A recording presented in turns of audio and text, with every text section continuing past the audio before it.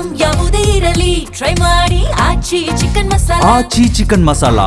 ಕೊಡಗು ಜಿಲ್ಲೆಯಲ್ಲಿ ಮಳೆಯ ಅವಾಂತರ ಹೆಚ್ಚಾಗಿದೆ. ಭಾರೀ ಗಾಳಿ ಹಾಗೆ ಮಳೆಗೆ ವಾಸದ ಮನೆ ಗೋಡೆ ಕುಸಿತವಾಗಿದೆ. ಸುಂಟಿಕೊಪ್ಪದ ಜನತಾ ಕಾಲೋನಿಯಲ್ಲಿ ನಡೆದ ಘಟನೆ ಇದು.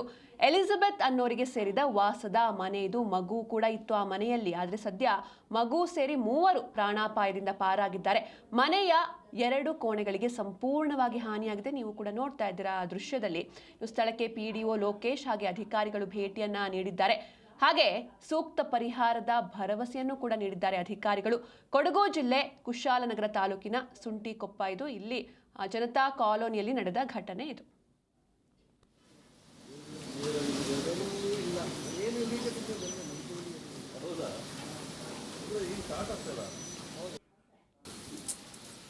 ಇದು ಕಂದಾಯ ಇಲಾಖೆ ಬಂದಿರೋದು ನಮಗೆ ಬೇರೆ ಟ್ರೈನಿಂಗ್ ಇತ್ತು. ಅದೇ ಈಗ ಏನಂದರೆ ಈಗ ನಾವು ಬಂದು ನಿಮಗೆ ಅಲ್ಲಿ ತುಂಬ ಕ್ರ್ಯಾಕ್ ಬಂದರೆ ನೀವು ಶಿಫ್ಟ್ ಆಗಬೇಕಾಗುತ್ತೆ, ಆಯಿತಾ? ನೀವು ತುಂಬ ಈಗ ಒಂದು ಗೋಡೆ ಪಕ್ಕದ ಗೋಡೆ ಕ್ರ್ಯಾಕ್ ಆಗಿದೆ. ಇದು ಈ 5 ವರ್ಷದಿಂದ ಇದು ಹೊಸ ಮನೆಗೆ ಈ ಥರ ಪೋರ್ಷನ್ ಸ್ಟ್ರಾಂಗ್ ಇದೆ ಅಲ್ವ?